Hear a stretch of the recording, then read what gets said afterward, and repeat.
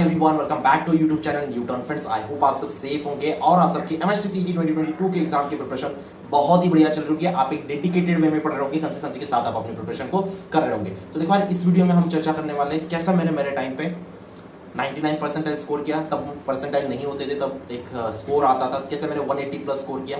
ठीक है, मेरे 200 आउट ऑफ 183 मार्क्स थे, जैसा कि मैंने प्रीवियस वीडियोस में भी बताया था।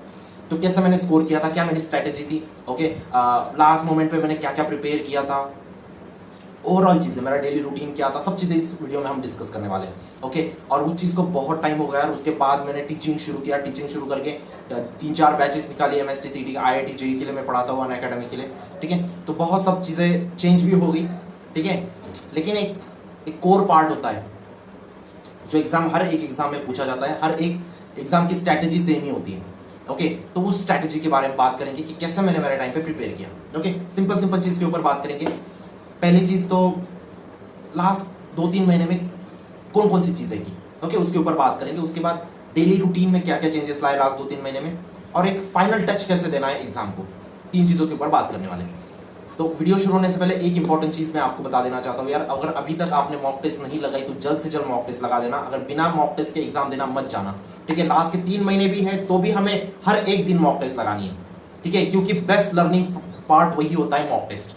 मॉक टेस्ट सॉल्व करके उस मॉक टेस्ट में गलत क्या हुआ वो देख के वो गलती फिर से ना होने देना, ये बेस्ट लर्निंग होती है। लर्निंग के 2 माध्यम होते हैं यार, गलतियों से सीखना और सिर्फ सीखते जाना। तो बेटर ये होता है कि आप गलती करो और उससे सीखो।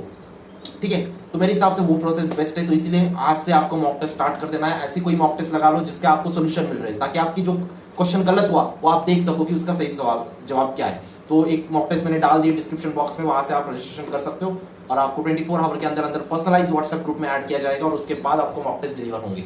ठीक है, तुरंत आपको मॉक टेस्ट के बाद तुरंत आपको आपका मार्क्स पता लगेगी। हाँ भाई साहब, आपको 200 आउट ऑफ 180 मिले, 60 मिले, 70 मिले, ऐसा आपको तुरंत पता लग जाएगा। विद इन 1 आवर आपको उसका सोल्यूशन अवेलेबल होगा।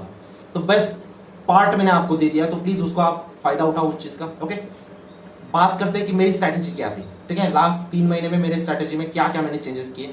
पहली चीज, नॉर्मली मैं जब मेरी एग्जाम थी उसके 2 महीने पहले नॉर्मली पढ़ता था। ठीक है, लेकिन मेरा स्कोर बूस्ट नहीं हो रहा था।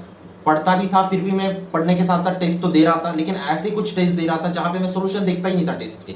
बस पढ़ लिया, पढ़ने के बाद टेस्ट लगा ली, हाँ चलो यार 200 आउट ऑफ 60 आए तो नेक्स्ट टाइम मैं 70 लाने का ट्राई करूंगा, 80 लाने का ट्राई, 80, 90, 100 लाने का ऐसा ट्राई करता था। तो बेसिक मेंटालिटी एक ही होती थी कि इस पेपर में 60 मिले तो नेक्स्ट पेपर में अच्छे आएंगे, अच्छे मिलने चाहिए। ठीक है, या मैं बेहतर मेहनत करूंगा। देखो, यहाँ पे बहुत सारे लोगों को लगता होगा कि ये तो सही मेंटालिटी थी, लेकिन एक चीज में यहाँ पे गलत कर देता था कि मैं सिर्फ ऐसी मेंटालिटी रखता था कि हाँ मैं नेक्स्ट पेपर में इंप्रूव करूंगा, लेकिन कैसे इंप्रूव करूंगा। ठीक है, मैं इंप्रूव करने के लिए मैं फिर से पढ़ता था सिलेबस। वो एक गलत मेथड है, वो एक गलत चीज है जो आपको नहीं करनी। अगर आपकी गलती हुई है तो आपको देखो उस क्वेश्चन की गलती कहाँ पे हुई है। ओके, क्योंकि सिमिलर पैटर्न वाला क्वेश्चन आपको नेक्स्ट मॉक में दिखने वाला है, नेक्स्ट टेस्ट में दिखने वाला है। तो क्यों ना आप यहाँ पे वो गलती सुधार लो, है कि नहीं। मैं सिर्फ पेपर सॉल्व करता था। लास्ट 2 महीने के पहले की बात है। ठीक है, 2 महीने की बात की जर्नी मैं आपको बाद में बताता हूँ। 2 महीने तक यही चीज करता था मैं, स्कोर कम आया मैं फिर से पढ़ता था। ठीक है, इंप्रूव करने की कोशिश करता था, एज सच कुछ इंप्रूव नहीं होता था। फिर लास्ट 2 महीने जब बचे थे एमएसटीसीटी के एग्जाम को, तब एक टीचर्स का गाइडेंस मिला यार मुझे, कि उन्होंने एक बेस्ट चीज मुझे बता दी बहुत ही आसान भाषा में, कि हाँ अगर तेरे सवाल गलत हो रहे, तेरा एक बार पढ़ाई हो गई है, पढ़ाई इतना इंपॉर्टेंट नहीं है जितना मॉक टेस्ट इंपॉर्टेंट है। ठीक है, तो एक बार पढ़ाई हो गई है। ठीक है, तो अभी जो सवाल गलत बन रहे हैं उसके पीछे का रीजन देख कि क्या गलत है उस सवाल में। ठीक है, यूनिट्स गलत हुए या मेजरमेंट्स गलत हुए, हर एक चीज के बारे में देख उस सवाल के बारे में। ठीक है, और उस प्रकार तो इंप्रूव कर सकता है अपने आप को। तो ये चीज को मैंने बहुत जल्दी ग्रैब कर लिया कि वो कहना क्या चाहते हैं। ठीक है, उसके बाद लास्ट 2 महीने में मैंने एक ही चीज की, मैंने जितने भी नोट्स थे, ठीक है, सॉरी बुक्स थे, उसको साइड में रखा, जितने नोट्स थे मेरे उसको सामने रखा। हर दिन सिर्फ नोट्स, अराउंड मेरा एक सब्जेक्ट के नोट्स 10-12 पन्ने में खत्म हो जाते थे, क्योंकि सिर्फ important formulas, characteristics, rules, properties वगैरह वही चीजें लिख के रखी थी 10-12 पन्नों में एक सब्जेक्ट के लिए। वैसे 30-40 पन्ने थे, उतने ही पढ़ने मैंने डिसाइड कर लिया। लास्ट 2-3 महीने में मुझे उतना ही करना है। मेरे पास तो 2 ही महीने थे, आपके पास 3 महीने, तो सेम स्ट्रेटेजी आपको यूज करनी है। लास्ट 3 महीने में सिर्फ नोट जो आपने 20-30 पन्ने बना के रखे हैं ना, उतने ही पढ़ने, बुक्स को नहीं हाथ लगाना, नहीं हाथ लगाना, मैं टोटली बोल रहा हूँ, नहीं हाथ लगाना। ठीक है, इसके बाद भी कुछ चीजें बतानी है, प्लीज आखिर तक वीडियो देख के जाना। ठीक है, लास्ट के 2 महीने बचे थे, वहां पे मैंने सेम चीज अप्लाई की। जब भी टेस्ट देता था, टेस्ट देने के बाद अगर मेरे 200 में से 20 भी नंबर आते थे तो 180 मार्क्स का क्या क्या गलत हुआ मैं सॉल्व करने को उसको दो तीन दिन लेता था कि हाँ यार गलत कहाँ पे हुआ, तो वो सॉल्व करके फिर मैं दूसरी बॉक्स देता था और वहां पे समझता था कि हाँ यार पिछले पेपर में 20 थे तो इस बार 35 आए, 40 आए, तो समझ गया कि हाँ यार ऐसे ऐसी गलतियां हुई थी, ऐसे टाइप के क्वेश्चन आए तो मुझे ऐसे ऐसे सॉल्व करना है। समझ रहे हो? बस ऐसा करता गया। लास्ट के 2 महीने मॉक टेस्ट देता गया। मॉक टेस्ट देते देते एक पेपर आ गया एमएसटी सीटी का और उसमें एक बहुत बेटर स्कोर कर गया। सिंपल चीज की लास्ट के 2 महीने में मॉक टेस्ट। मैं इतना बार बार जो ये चीज बोल रहा हूं ना, इसके पीछे बहुत डीप रीजन है कि आपको मॉक टेस्ट करना ही करना है। बिना मॉक टेस्ट के आप एग्जाम क्रैक नहीं कर सकते, क्योंकि एक पढ़ाई एक अलग चीज है, मॉक टेस्ट एक अलग चीज है। ठीक है, जिन बच्चों को ये चीज पकड़ ली होगी वो जरूर कुछ ना कुछ मॉक टेस्ट लगा लेंगे कहीं ना कहीं से। मैंने आपको पहले सोर्सेज बता दिए डिस्क्रिप्शन बॉक्स में, मैंने खुद ने डिजाइन की मॉक टेस्ट। ठीक है, जिसमें अगर मुझे पता है पहले पेपर में आप कौन कौन सी गलतियां करने वाले हो, उन्हीं क्वेश्चंस को मैंने फिर से थोड़ा सा मॉडिफाई करके थोड़ा सा चेंजेस लाके सेकंड पेपर में डाला है, ताकि आपकी एक पैटर्न बन सके कि हाँ वो गलतियां आपने की थी, नेक्स्ट पेपर में वो गलतियां आपकी नहीं होगी। तो एक बेस्ट वे में डिजाइन किया है। मेरे साथ सीओबी विजिटाई के फैकल्टीज ने भी वो पेपर डिजाइन किए, एक बार रिचेक करवाए सबसे। ओके, और वो एकदम बेस्ट पेपर है, 20 पेपर का सेट है।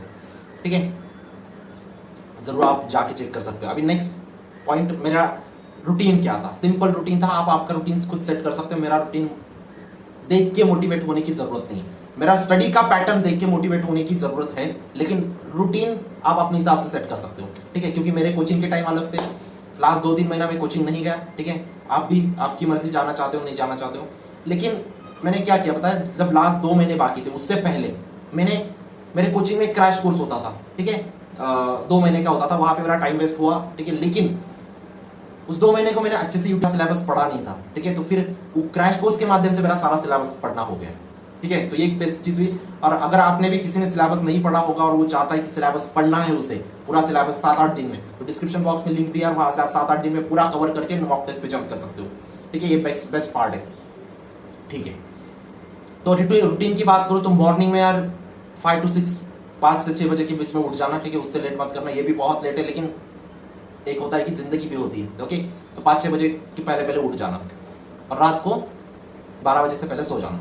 ओके, ये पैटर्न रखना, सिंपली रूटीन में इतना याद रखना है। और दिन में खेल भी लेना और आपकी बाकी जो एक्टिविटीज है वो भी कर लेना। ऐसा नहीं कि पूरा दिन पढ़ाई करना, क्योंकि एमएसटी सीटी सिर्फ एक पढ़ाई का गेम नहीं है यार, एक माइंड सेट भी होता है उसमें। ठीक है, कि अगर आप शांति से पेपर देते हो, आप एक कूल एनवायरनमेंट में पेपर देते हो, तो आपका बेस्ट होगा।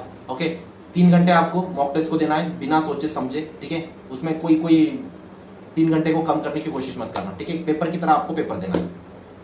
बस आपका फिजिक्स केमिस्ट्री मैथ्स को 2-2 घंटे की पढ़ाई देनी है। सिंपल मैंने स्ट्रैटेजी बता दी। 5-6 बजे से पहले उठ जाना है, 12 बजे से पहले सो जाना है। दूसरी चीज 2-2 घंटा इस सब्जेक्ट को देना है, मॉक टेस्ट लगानी है, बस और कुछ नहीं करना है, कुछ भी नहीं। आपकी 3 घंटा मॉक टेस्ट हो गई, 6 घंटा पढ़ाई हो गई, बहुत है। ठीक है, बहुत ज्यादा हो गया ये। उसमें से आपको थोड़ा थोड़ा टाइम निकाल के आपके जो बूस्ट मिला मुझे किस वजह से मिला, वो है मेरे फॉर्मूलाज। फॉर्मूलाज को इतनी बार रिवाइज किया यार, मुझे आप नींद में भी पूछ लेते ना कि इसका फॉर्मूला क्या है, बताओ कोलोम्ब्स लॉ में कांस्टेंट की वैल्यू क्या होती है, हर एक चीज याद थी। ठीक है, इसमें लैम्बडा क्या दर्शाता है, इसमें कांस्टेंट क्या होता है, हर एक चीज याद थी। तो आपको सीईटी में बहुत ज्यादा चीजें मेमोरी बेस्ड भी होती है।